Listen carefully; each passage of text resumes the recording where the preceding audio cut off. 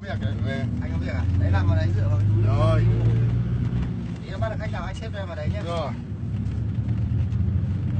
Đi ra đấy đi về. À. Còn đâu là mà đi rất là khoáng rồi em này nhá. Đi lên kia con. Nào đi là phận như này. Đi là về Hòa Bình nhá. Để không đặt cần số không? Được không? Được chưa?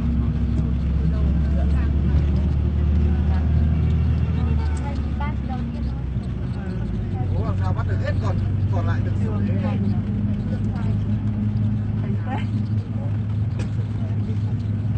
Lên có đủ anh? Đủ đấy. Đủ là đến à? Đủ đấy. Mai là đông đấy, mai là có khách. Mai là bọn đi làm về nhỉ? Ừ. Hôm nay đã túc khách rồi. Nhưng mà xe đi sớm nếu có. Dân đến đi sớm với 2 người.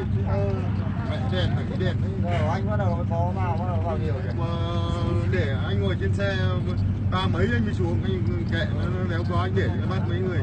Nếu có. Bán rồi chưa?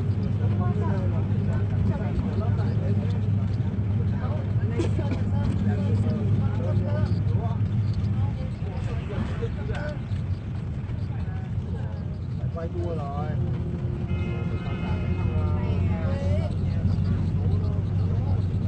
Đấy kệ nó, mình lên kia để chờ tắt nóng được không?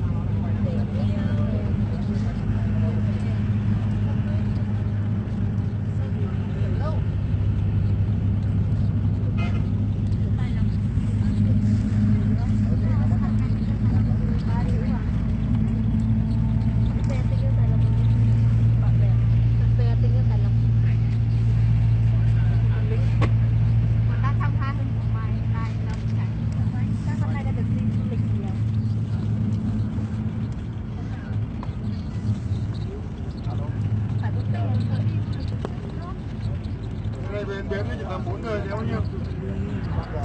5 người à?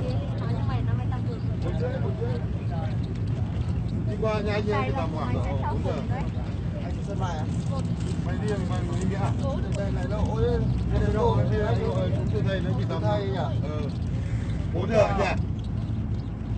Sáng nhỉ? 4 giờ thôi. Đẹp.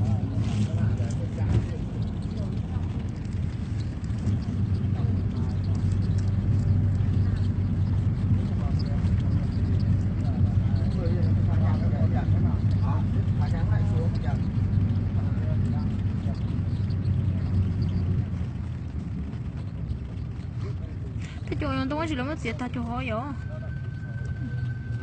난 씨를 듣게 듣는 거 좋아요.